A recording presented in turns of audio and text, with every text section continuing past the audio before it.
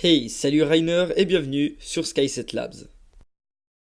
Avant que la vidéo commence, je voudrais vous remercier pour l'accueil et pour tous vos commentaires très positifs sur la vidéo. J'ai tenu compte de vos remarques et normalement ça devrait mieux aller pour cette vidéo. En tout cas, je vous remercie et du coup, rendez-vous les dimanches pour une Skyset Labs. Galva est un personnage antagoniste de l'histoire Hero Fate durant la deuxième et troisième saison. Cette nébula où Daemon est apparu pour la première fois fin de l'épisode 6 de HF2, en même temps que son ennemi juré Nokama, venant tous deux du même monde d'Araim. Sœur de Vonnes, Atlastor, Anthrose et Draxon, Galva fait partie du clan Nebula. Pour vous la présenter, je vais commencer par vous conter sa biographie à Erein, suivie de son arrivée à Quero. Ensuite nous parlerons de ses traits de caractère, ses capacités, du mode, les anecdotes sur Galva, suivies de la conclusion et puis de mon avis.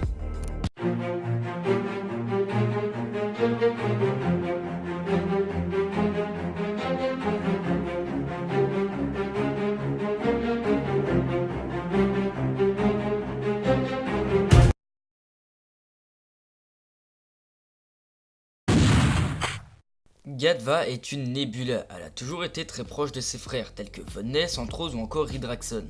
Elle n'a néanmoins jamais apprécié Atlastor, qu'elle jugeait de trop éloigné de sa famille. Galva est également une grande ennemie de Nokama, pour des raisons qui nous sont encore inconnues. Elle a participé à divers combats face aux Rai Knights, ce qui l'a entraînée à se battre. En Era 2.1, elle a été séparée de ses frères, Vonnes, Anthrose et Atlastor, durant l'événement de la séparation des 16. Depuis, elle s'est confrontée plusieurs fois aux Rai Knights, à Nokama mais également à Kai.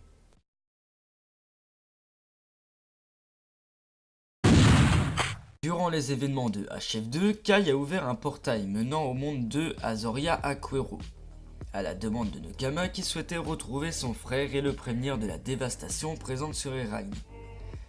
Galva a néanmoins réussi à s'introduire dans ce portail, ce qui lui a permis de retrouver Vonnes et Anthrose dans la cachette des Nebula à Quero. La présence de Galva sera très utile pour le reste du scénario. Galva a permis ainsi à Vonnes de recharger le masque de Cosmo de Brutaka, permettant ainsi d'alimenter sa machine de téléportation qui s'avère être la tête d'Azor, étant le titan du monde d'Azoria, la machine ayant pour but de détruire toute la parcelle pour reconstruire le monde de Vonnes. Galva prendra part au combat opposant les trois divins à Atlastor, Thunder, Matoro et Nokama. La divine combattra son ennemi juré qui la blessera au cœur avec son épée. Car oui, Nokama possède dans son épée la deuxième partie du cœur de la divine. Toutefois, Galva reprit vite l'avantage et tenta d'achever Nokama, qui fut sauvé de justesse par Furno, qui fit perdre un bras à Galva avec un tir de blaster. La démon affaiblie prit alors la fuite en lançant la réplique suivante. Quelques jours après le combat de l'épisode 8 de HF2, nous apercevrons Galva affaiblie, mais son bras semble repoussé grâce au pouvoir du Nebula. Elle est en possession de ce qu'il semble être une carte de la parcelle de Quero, indiquant un chemin du nord vers le sud.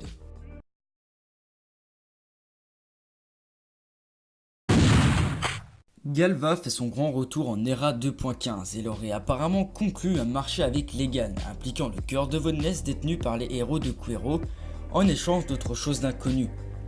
Elle est également au courant de l'arrivée du père Nebula, information qu'elle a eue grâce à Brutaka. Galva se servira alors de cet argument contre Legan pour faire pression sur lui. Nous apprenons par la suite que Galva savait où se localisait Noghalis grâce à Vonnes. Ceci nous amène donc à penser que Legan cherche à récupérer Noghalis de la part de Galva à travers un pacte. Galva est assise sur les racines d'un grand arbre. Surprise par un rugissement, Célérion accompagné de sa monture Shinomé la rejoint. Célérion adresse ses condoléances à Galva pour Anthrose. Cette dernière lui répond alors qu'il a été vengé par Vonnes et qu'il serait bientôt de retour parmi eux.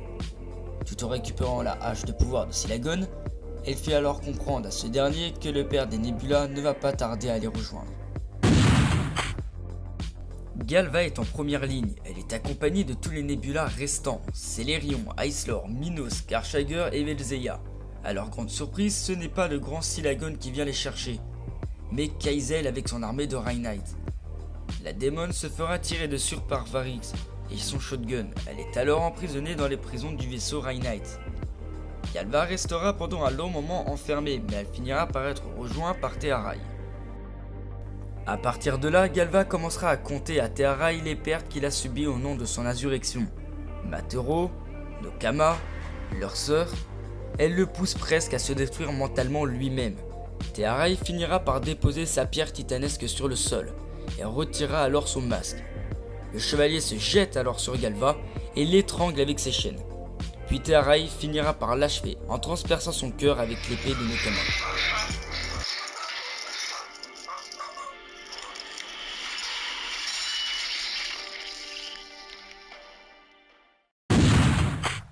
Ce personnage est maléfique, très malveillant. Galva n'hésite pas à employer tous les moyens nécessaires pour arriver à ses fins.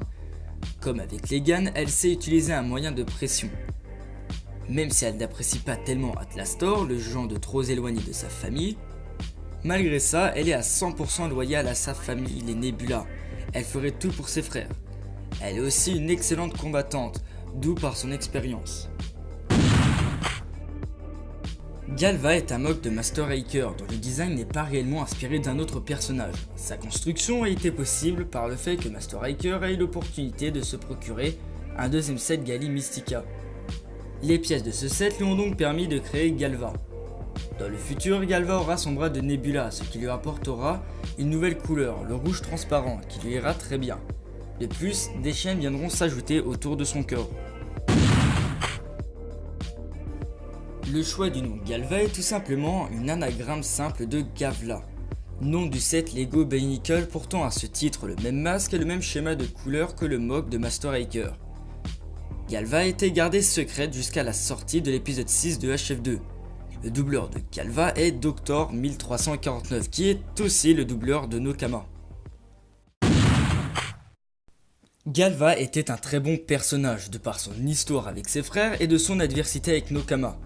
Galva me fait beaucoup penser à Von Ness, elle a ce côté leader quand elle mène les derniers Nebula. Elle fait peur aux autres personnages et a toujours l'avantage. Quand je dis ça, je pense au pacte qu'elle fait avec Legan, on voit bien que c'est elle qui mène les reines. Von Ness à Furno et Galva, elle, à Nokama. Car oui, comment parler de l'une sans l'autre? Cette adversité est très bien travaillée, aussi bien pour la démon que pour notre Bionicle solitaire. Mais je pense que ces deux-là n'ont pas toujours été rivales, manquant d'informations. Pour cette hypothèse, je n'en dirai pas plus. Galva est aussi très bien travaillée dans ses dernières scènes, où elle est la mauvaise conscience de Tearai. Galva était tout simplement un super personnage. N'ayant plus Von Ness comme antagoniste principal, Galva est devenue le méchant Nebula de l'histoire et a très bien rempli son rôle. Elle n'hésite pas à tuer, n'a aucune pitié et arrive même à pactiser avec Legan tout en tirant les rênes en même temps.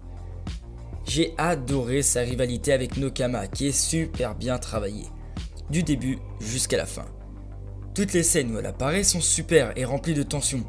Le combat de la cachette des Nebula contre Nokama, son pacte avec Legan, sa prise d'otage de l'équipe Alpha. Je dois avouer que ma scène préférée est la dernière où on la voit. C'est bien sûr quand elle est dans la cellule avec Tearai. Elle joue avec ses nerfs et finit par le pousser à bout, ce qui lui coûtera malheureusement la vie. Le chevalier va avoir énormément de mal à se remettre de ce que lui a dit Galva. Kai a lui aussi une dent contre elle. Elle a osé lui avouer en face qu'elle a assassiné son ami Nokama. Galva était pour moi un très bon personnage. Personnage démoniaque, méprisable, mais super bien travaillé.